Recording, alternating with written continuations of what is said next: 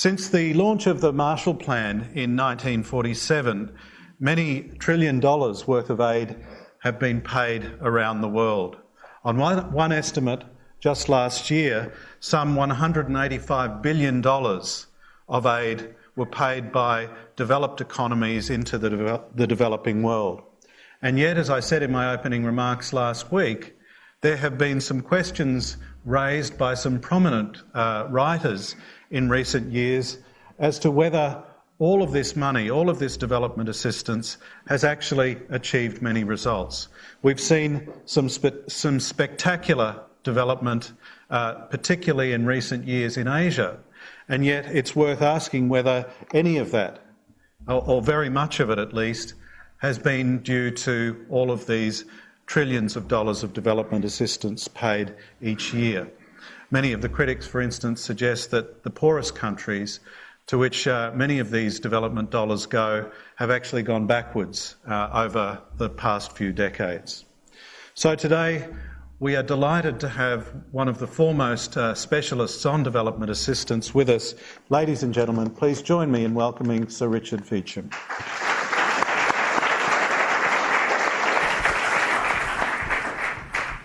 I'm going to talk about that part of aid which we call official development assistance, ODA, in which the taxpayers of wealthy countries make their contributions to their governments, and those governments, through aid agencies, fund development in various less fortunate countries.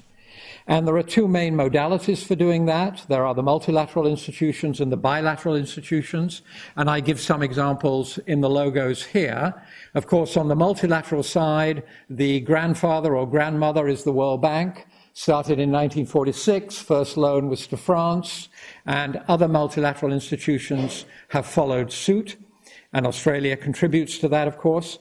And then we have the bilateral institutions, and I mention a few of them here, but of course more locally, AusAid is the institution. Now, my remarks are in a context of spectacular success in recent decades. In my professional lifetime, poverty has gone down enormously around the world, life expectancy has increased around the world, and fertility rates have gone down enormously around the world. And in fact, we have made a lot of progress on a transition from being a high mortality, high fertility species, I mean Homo sapiens, is transiting from being a high mortality, high fertility species to being a low mortality and low fertility species. And much of this transition has occurred in my professional lifetime, and the remainder of it will occur in the professional lifetime of the students who we are graduating this year in San Francisco and elsewhere. And this will occur once in the millions of years of the existence of Homo sapiens, however many million years that turns out to be, before the meteor comes and wipes us all out. This transition will occur only once, and it's occurring right now. And by 2050, it will be largely complete. So it's an amazing point in history. But why? And in relation to aid, was this because of aid, in whole or in part? Was this irrespective of aid? It would have happened with or without aid. Or was it despite aid? Would it have happened more rapidly in more places if we hadn't been doing the thing called aid? So these are the kinds of challenging questions I want to put out. So let's look at this ODA, this official development assistance, this large part of the totality of aid. And here we see ODA from 1960 up until 2009. And if we look at the blue line is total ODA dollars in constant in today's dollars, in 2008, constant dollars. It is the annual level of aid from 1960, and you can see that it's risen from about $40 billion a year to about $125 billion a year. So it's gone steadily upwards. The red line is the generosity line. The red line is aid as a proportion of the cumulative GDP of all the donor countries. So it says how much of our wealth are we sharing through the aid mechanism with less fortunate countries. And here we see a different picture. Here we see a dramatic reduction in this generosity index, coming to an all-time low in the late 1990s, and then a steady pickup, which was continuing up until the global financial recession. And now we have to see what happens. It may well be that it flatlines or declines somewhat. And if we look at those generosity lines, noting that aid per year has now grown to about 125, it probably is in 2011, $billion a year. Here are the national versions of, for some donor countries, of the generosity line. And just focus on the right-hand side of this picture. You'll see the generous and the less generous. There are two groups of donors. They're very distinct. There's a big gap between them. The generous are Sweden, Norway, Denmark, Luxembourg, and the Netherlands. They're all at 0.7% of GDP given to aid, or even way above, in some cases above 1% of GDP given to aid. And the reason for that is that it's bound in their legislation. This is not an annual budgetary decision. This is forced by legislation. And so even in hard times, those high percentages stay high. Then there are the rest, the less generous countries, of which the United Kingdom is the most generous. You see Australia there in green at about 0.3% of GDP going to aid. But as a result of the recent budget, that's probably up to 0.35% now. Roughly, and there's a target, as you know, of achieving 0.5% for Australia by 2014. Now, the conventional wisdom, and having been in this business for 40 or 45 years, this is the kind of thing that I've said very, very often. The conventional wisdom is well stated here by the Secretary General of the OECD, and the major donors are all members of the OECD, and about a year ago, he said aid is a vital investment with big returns for the world as a whole. That is the conventional wisdom. It's something that my life has been largely based upon. But it's good to scrutinize that and ask quite how true and in what dimensions that may be true and in what dimensions that may be less true. There is in the world today a big aid debate, and I see it as a boxing match, an intellectual boxing match. And in the left corner, we have Jeff Sachs, very recognizable here in this picture, the world's most famous macroeconomist. And his position, and these are my words, not Jeff's words, aid is good and more aid is better. And in the other corner in this intellectual boxing match, we have Bill Easterly. And again, my words, not his, aid doesn't work and aid does harm. And this debate is being vigorously fought out in this time. Now, influencing this debate are some inconvenient truths, which I will come to in a moment. There are also two umpires standing in the center of the ring and trying to see fair play and a moderation in this debate. And on the left, you have Steve Radlett, the chief economist at USAID and previously the senior advisor to Hillary Clinton on development. And on the right, you have Paul Collier of Oxford University. I'll come back to them. They are the two umpires. And then increasingly, you have the voices of Africa. And on the left, Dambisa Moyo from Zambia, and on the right, John Gitongo from Kenya. And I'll come back to them because they are very important voices. So let's go back to Jeff. His major statement on this subject, The End of Poverty, published in 2005, and I quote, "Extreme poverty is a trap that can be released through targeted investments." Lots of powerful analysis from Jeff about why more aid will achieve much more and how we should do that. In the other corner of the boxing ring, we have Bill Easterly. A number of books, many articles. I think the most seminal book is The White Man's Burden, published in 2006. And again, a quote, "Aid won't make poverty history. Only the self-reliant efforts of poor people and societies themselves can end poverty." Now let's come to a few inconvenient truths. I'll go through these very quickly because I want to come to the discussion period as quickly as I can.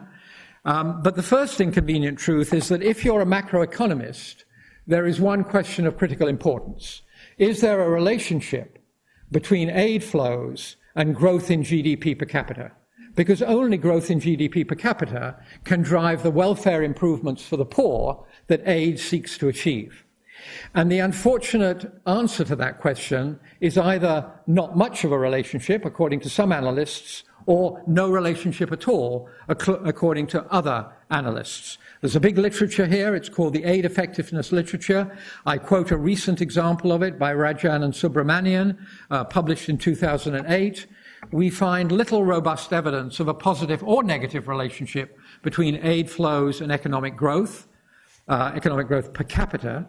We also find no evidence that aid works better in better policy or geographical environments, or that certain forms of aid work better than others.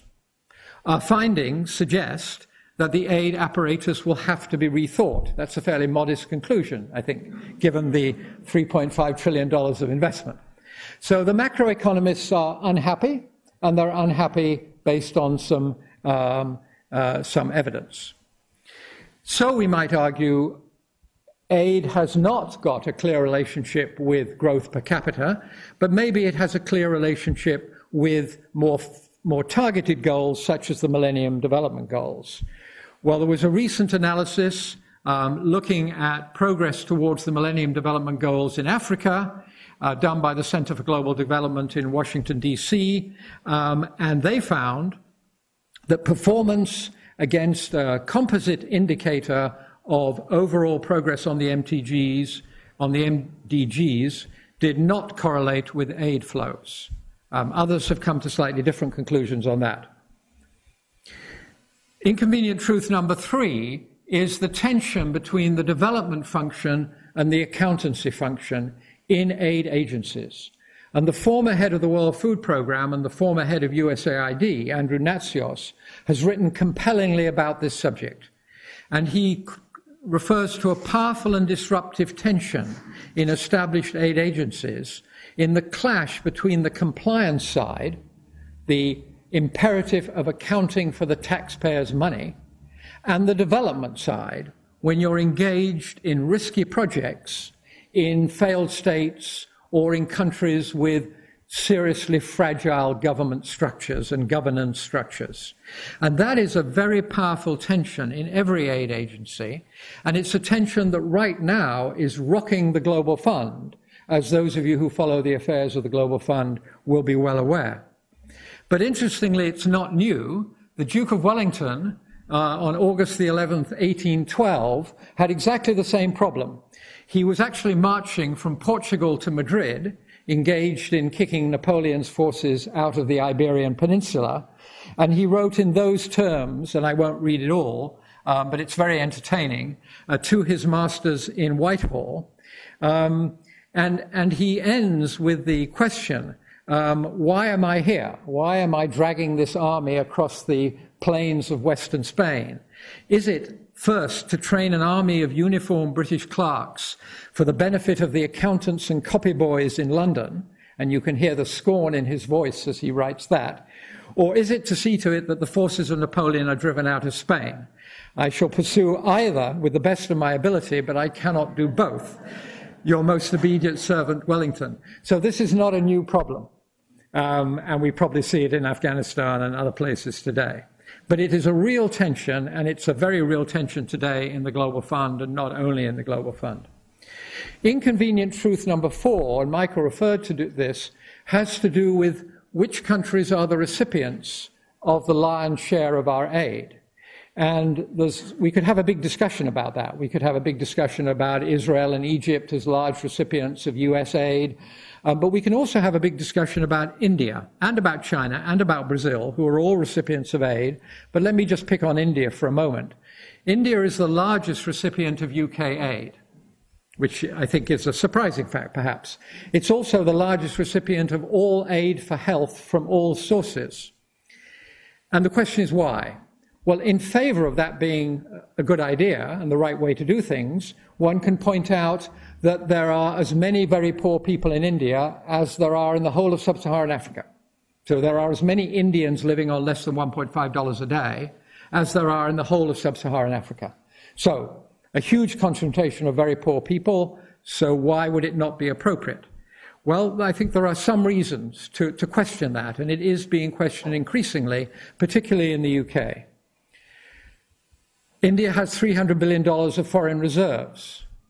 The UK would like to have that. India spends scandalously less than 1.5% of its domestic budget on health. Scandalously. Now, in the US, we spend 18%. It spends less than 1.5% of its GDP on health. In the US, we spend 18%, and nobody thinks that's a good idea. That is far too much. But we know that there is a range between about 6 and 11% of GDP spent on health, which is a good range. It's what you need to spend to provide your citizens with a reasonably decent healthcare system. The Indian government chooses to spend less than 1.5% of its GDP on health, and by pouring aid dollars for health into India, we are complicit in that, I would say, scandalous low allocation for health. When President Obama visited it at the tail end of 2010, India decided to purchase 10 Boeing C-17 Globemasters. I have no idea what a C-17 Globemaster is. It sounds very kind of alpha male and scary, but I do know it's very expensive because 10 of them cost $5.8 billion, and India made that choice. There is no shortage, to put it mildly, of local knowledge, science, or management skills in India to solve Indian problems. And finally, aid to India is not additional. Money flows into the Ministry of Health, and the Ministry of Finance takes out domestic resources to use for other purposes. I'll come back to that. All of these, I think, provide a significant intellectual challenge to the idea that India should be the largest recipient of health aid and the largest recipient of British aid for all purposes. And these are things that have to be argued through, and we have to come to balanced conclusions. Inconvenient truth number 5 is the arrival of China in a huge scale in African development. And this was the Financial Times headline on Tuesday, January the 18th of this year. China shapes the world. China's lending hits new high, and the headline that in 2010, Chinese development assistance to Africa exceeded the World Bank's development assistance to Africa. And the World Bank line is roughly flat, and the Chinese line is rapidly upwards. So China has become a huge donor as well as a huge investor in Africa. And this turns on its head a number of carefully arranged structures and relationships between traditional donors and African countries. And we're only beginning to think through the implications of these large volumes of Chinese money, which, by the way, go for things that are incredibly popular in Africa and which the traditional donors have neglected, which means infrastructure, infrastructure, infrastructure. Where is the Chinese money going? Roads, railways, ports, telecommunications, electrification. It's also going for football stadiums and presidential palaces, but roads, railways, electrifications and ports, things that the Western donor community have neglected significantly in the past few decades. And because of that, it's very popular. WikiLeaks is an interesting research tool beyond the kind of scandalous tabloid dimension of WikiLeaks. We can look for things like discussions between the US Embassy and other embassies in Beijing about African responses to Chinese aid to Africa. And here is the US Embassy in Beijing reporting back to Washington on discussions that they have had with African embassies in Beijing. And they are reporting back that China's fast, efficient, no-strings-attached bilateral approach is popular in Africa, as is the Chinese preference for infrastructure. African officials fear that US or European interference will slow down assistance and tie conditions to Chinese aid. So you can see the dynamic that's going on here, and it's a really new world in terms of what the traditional donors have been seeking to build over many years in their relationships with African countries. Inconvenient truth number 6, for the Pink Floyd fans in the room, I call another brick in the wall, It's still true today that only 5 countries provide 60% of all ODA. If I'd said that in 1960, everyone would have said, well, that sounds okay. The world is divided between a few very wealthy countries and numerous very poor countries, so that the idea of 5 countries providing 60% of all ODA is not, doesn't sound strange. But in today's world, I think it is strange. And I think we are going to see a transition, and we need to see a transition, to a far stronger role by the Asian tigers, a far stronger role by the oil-rich Middle East, and a far stronger role by Brazil, Russia, India, and China. And some of that is beginning to happen. China big time, Brazil rising, particularly in Portuguese-speaking Africa, Russia rising, India still pretty small. But we will see significant change in the question of who are the donors and who are the significant donors. Inconvenient truth number 7, aid substitution. Recent comprehensive analysis published in April of last year shows that $1 of aid into a Ministry of Health causes the Ministry of Finance to take out something between 40 cents and $1.1 of domestic investment in health.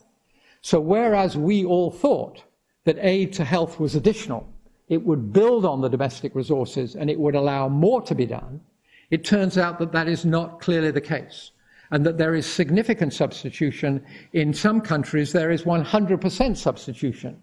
You give me a foreign dollar and I'll take a domestic dollar out. And we're only just beginning to come to terms with this. For the first time 2 weeks ago, the Global Fund Board began to take a firm line on its policy of additionality, because at the moment, nothing like additionality is the reality. And inconvenient truth number 7 comes back again to this question of how much governments are choosing to spend domestically. And here we see government health spending as a percent of total government expenditure, 1999 to 2006. And whereas the blue countries have increased their domestic investment in health, and bravo for that, because they start at very low levels, $10 per capita per year, $15 per capita per year. So those domestic investments in health need to increase. So the blue countries are clearly doing the right thing. The red countries actually decreased their domestic commitment to health over the same period, despite the fact that this was a period of economic growth for most of the countries shown in red.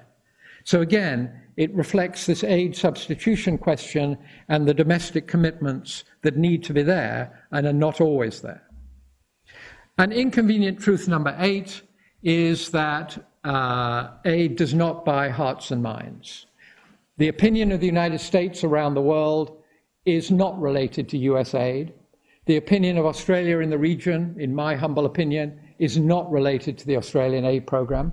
These opinions are coloured by other big-ticket geopolitical issues, and the only exception to that, which I'll come to later, is where the UK or the United States or Australia plays a role at the postgraduate level in training the next generation of leaders in elite institutions in our own countries, and then sending them back, often into leadership roles in their own countries. That, I think, does buy hearts and minds, but I think the daily routine of aid actually doesn't. I mentioned the Voices of Africa as another factor in this very lively debate, and I would advise everybody to read Dead Aid by Dambisa Moyo, 2009. Dambisa Moyo is Harvard-trained. She's a Zambian. She's Harvard-trained and Oxford-trained. She worked for Goldman Sachs for a number of years, and she's probably the strongest African voice saying something like, and this is a quote, "Aid has been an unmitigated political, economic, and humanitarian disaster for most parts of the developing world."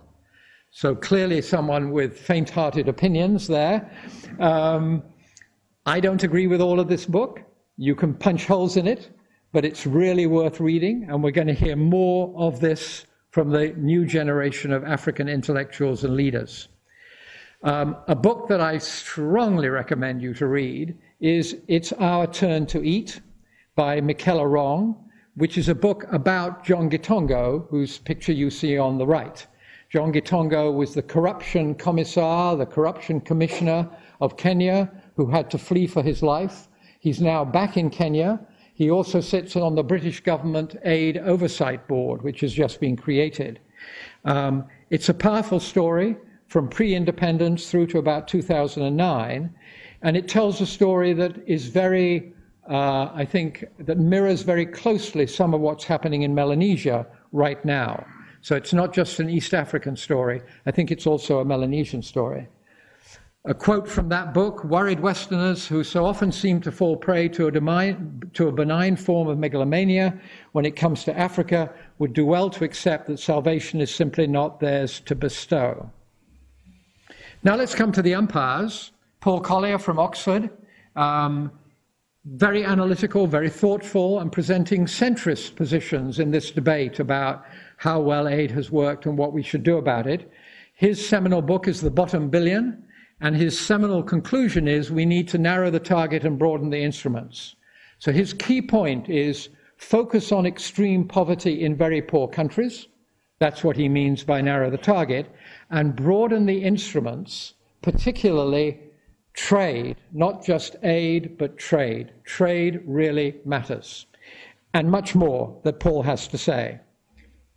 The other umpire, Steve Radlett, and his new book, Emerging Africa, extraordinarily insightful analysis.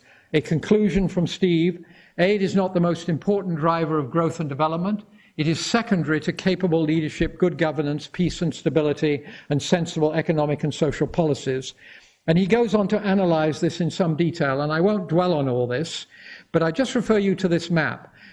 Steve's analytical approach is to take all the countries of sub-Saharan Africa, roughly 45 of them, and to put aside the oil-rich countries as being a special case, and for the others to say who has had consistent economic growth per capita. And he identifies 17 countries, and they're shown in blue on this map, that have experienced more than 2% annual economic growth per capita. And don't forget, these populations are also rising quite fast. More than 2% annual economic growth per capita over the quite lengthy period, 96 to 2008. Over a 12-year period, they've consistently come in at more than 2% GDP growth per capita. And some of them have come in way over that, like Mozambique at an average of 5.3%, Botswana at 4.1%, Ethiopia at 4.1%, etc. Over the whole period, on average, those 17 countries have seen their GDP per capita grow by a whopping 50%. So these are the African success stories. These are African countries that have got their governance and their policy environments and their business friendliness and their pro-private sector arrangements in sufficiently good state that they have seen much needed and much overdue sustained economic growth. And he analyzes in detail why that might be and what distinguishes those blue countries from the red countries that haven't seen that. And I won't dwell, but his conclusions are these: that the causative factors are good governance, sound economic policies, an end to the debt crisis, an achievement for aid, an end to the debt crisis, which was an intolerable burden, spread of new technology, and the new generation of leaders. We'll come back to that. And he also concludes that aid played a secondary role in the successful countries and did not rescue the rest, which were, by the way, equally aided. There are a number of other quite telling new analyses of the opportunities for aid reform. Excuse me. One of them is this. It's called Just Give Money to the Poor. And the quote is, to reduce poverty and promote development, just give money to the poor. So you've heard of conditional cash transfers. This has been the huge success in Mexico, now being tried in a number of other countries, where you give cash to women in exchange for keeping their children in school, getting their children immunized, and other measures that you require. That's called a conditional cash transfer. This book advocates in a very interesting argument for unconditional cash transfers. And there are some large experiments getting underway in East Africa to see what the impact of this approach might be. Another set of radical thinking comes from Greg Mills. Here he is. He's a white South African. His latest book, Why Africa is Poor and What Africans Can Do About It. And a quote, "Aid programs are by and large antithetical to economic developments, since they are mostly led by those who apparently do not either understand or especially like business." And another quote from Greg is, "The main reason why Africa's people are poor is because their leaders have made this choice." So this is pretty radical stuff. And this is the kind of stuff that if you go back 10 years, you might hear from the loony fringe, and particularly from the right-wing loony fringe. But you now hear this from highly educated, highly analytical people who are not on either loony fringe, who are firmly in the center, and we have to take notice and understand their arguments. A quick personal diagnosis. What do I think after 40 years on various sides of the table in the aid business? I think aid has done much to create focused, irreversible change, of which the great example is smallpox eradication, but also to create focused but reversible change, such as HIV treatment, a miracle in the last 10 years, child immunization, malaria control, which I spoke about earlier, all hugely successful, clearly the achievements of aid, but reversible. And so watch out, there is jeopardy here. Aid has done little, in my experience, to drive broad economic growth, long-term, broad and deep, and improvements in welfare. So on these bigger macro targets, I think aid is a minor influence. And I think aid has done harm in some situations by encouraging and/or perpetuating dysfunctional governance and policies which would otherwise come to an end more quickly. We have propped up some really dysfunctional situations, and they would have fallen down sooner if we had not propped them up. This is a very tricky area of analysis and debate, but I believe there is some truth in it, and we should guard against, on the principle of, first of all, do no harm. I think we need to be very aware of this potential for doing harm. Now, interestingly, given that track record of aid, the $3.5 trillion over the last 50 years, there has been remarkably little innovation. Aid today, as practiced by the World Bank or as practiced by the bilateral agencies, is remarkably like what it was in 1965. It hasn't changed a lot. And there are three huge exceptions to that. There are three radical innovators in the aid business, and they are the Millennium Challenge Corporation of the United States government, the Global Alliance for Vaccines and Immunization, and then by far the biggest, the Global Fund to Fight AIDS, Tuberculosis and Malaria. I think we've learned a lot from those experiments, but we're not publicizing those learnings widely enough, and we're not bringing those learnings sufficiently into the operations of other aid institutions. And what are those learnings? And I call this what most people agree on but fail to act on. Again, I won't dwell, I'll be very brief. Results-based financing, don't focus on inputs, focus on outcomes, cash on delivery, cash for performance. These new ideas in aid, very important. Let the demand side rule, fund what Malawi wants, fund Malawi strategies, Malawi policies, not strategies and priorities and policies dreamt up in London or Geneva or Washington or Canberra. Emphasize local ownership and create as far as possible what the British National Health Service calls the purchaser-provider split. In other words, disentangle the financing of development from the design and implementation of development projects. Because once you entangle them, accountabilities become completely murky. And there is great benefit in having the financer at a long arm's length from the designer and the implementer. And that is the Global Fund model, but it's not the model of most development financing agencies. Let development finance be very pro-private sector, because it is the private sector that will generate GDP growth per capita, not the government. Let there be the strongest dual accountability by the donor and by the recipient, transparency and accountability. Transparency really matters. There is no excuse for it not being on your website. You should be able to track every disbursement, every performance report, every report by an Inspector General saying something has gone wrong. All that should be immediately on the website of every development finance agency. It is true of the Global Fund. It is not true of any other development finance agency. The Global Fund has been doing it now for 8 years. People have had time to take notice and say, well, we could do that too. Nobody does it. This is not how the world should be. We should be completely transparent on behalf of the taxpayer of the wealthy country and on behalf of the citizen of the recipient country, who has a right to know what is being claimed, how much money is coming into Kenya, what results are being claimed by the Kenyan government. Is that false? Is it true? Let's take a look. All that should be in the public domain. And very importantly, longer term and more predictable aid flows. If you are the Minister of Finance of a low-income country, you have a nightmare relationship with your donors because your donors are fickle. The volumes will shift from year to year and the priority topics will shift from year to year. And your job is made a nightmare. And so predictability and long-term commitments are really, really critical. So let me come then very briefly to what I suggest are some building blocks for an aid reform process which I think is timely.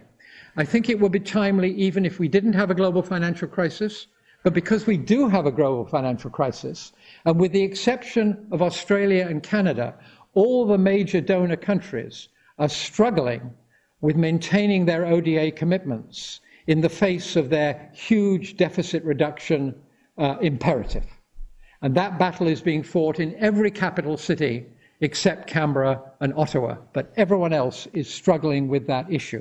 So this is a super timely debate. What reforms in our aid architecture, what re-engineering would make it more fit for the 21st century rather than for the 1960s? And I'm going to suggest just a few building blocks, no more than that, to begin this process of re-engineering and thinking laterally about how we could do this better. My first one is, let's take humanitarian disasters out of the aid business. Let's regard them as something distinct and specialized, and let's do it properly. We know that in 2011, there will be half a dozen huge humanitarian disasters. Landslides will slide, volcanoes will erupt, earthquakes will shake, tsunamis will roll in off the sea. These things will happen. We don't know when and we don't know where, but we know there are going to be several of them in 2011 because there always are several of them every year. And hundreds of thousands of people suffer, and sometimes hundreds of thousands of people die in these situations. And if you go back to Haiti today, 15 months after their earthquake, you see total chaos, and you see streets full of rubble, and you see such little done compared with the promises at the time when we all arrived in Haiti saying, how can we help, how can we help? So let's do humanitarian disasters well, and there are some ideas there about what doing it well means. And let's not make it the task of aid agencies, who have a much longer and difficult, much longer term and more difficult task. Second building block I suggest is to focus on the non-aid development agenda. What does that mean? Quoting Steve Radelet, aid is not the most important policy tool that rich countries have to influence growth and development. Much greater influence comes through trade and investment policies. We need to focus on that. We've said that for a couple of decades, but we don't spend much time and energy on it. The G20 last year in South Korea had a major development, the major development topic on the G20 agenda was DFQF, duty-free, quota-free, importation from low-income countries to all members of the G20. Wasn't agreed. And if you look at countries like the United States, which generally have quite a good free trade record, the two areas where they most protect the local producers and where their free trade record is weakest are food, agricultural crops, and textiles. the two areas of most importance to the low-income countries. So we're a long way from duty-free, quota-free for low-income country exports. We massively protect, in some rich countries, our local producers of textiles and our local producers of agricultural products, and we therefore hugely disadvantage the economies of the low-income countries. So there are things other than aid which are very important and which we should give more attention to. Innovate financially is my number 3. More equity, less debt, more blending of public and private investments, and more public-private partnerships. We could discuss each of those bullets at great length, but there's very rich and fertile ground for innovation under each of those 3 headings. Scale down aid to countries and scale up aid to global public goods. There is something especially valuable and important about the wealthy countries of the world coming together and saying, let us invest to create a global public good, which all citizens of all countries can then benefit from. Let us have an HIV vaccine, which the market is not going to give us. It's too hard and it's too expensive. But collective public investment can bring us an HIV vaccine. We now have resistance emerging on the Thai-Cambodian border to the only malaria drug that we're using all around the world. This is really, really scary. Let us collect our investments to produce the next generation of malaria drugs, and let us collect our investments to contain the spread of resistance that is emerging on the Thai-Cambodian border. These are critical global public goods, and we could do more of those. New science, new technology, new knowledge of benefit to the developing world, attenuating existing global threats, drug resistance, food scarcity, climate change, preparing for new global threats, pandemics, water scarcity. You all have a list in your mind. These are incredibly important investments that the poor countries cannot afford to make, but the wealthy countries collectively can and should, in their self-interest, but also to assist the poorer countries. Number 5, maintain momentum with key initiatives. Polio eradication. We're not quite there, but we can get there. Childhood immunization broadly. Keep the pressure. Bring in the new vaccines.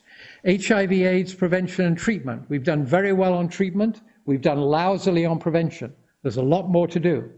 Malaria control and elimination. Massive success story, but we've got to maintain the pressure. Because if we turn our back on malaria, in 2 rainy seasons, it's back to where it was before we started all these investments. Malaria comes roaring back, and we've got to keep up the pressure to go down to elimination and eventually to global eradication. And renewed concern for sustainability of what we're doing across all these areas of high value investment. Number 6, support the next generation of leaders. Just like Australia needs it, every country needs a broad and deep pool of highly qualified and talented and educated individuals from which the leaders of the private sector, the leaders of civil society, the leaders of the great faiths, the leaders of governments will emerge. And in many low-income countries, that pool from which leadership can be drawn is still very small. And we can make a much bigger contribution to that.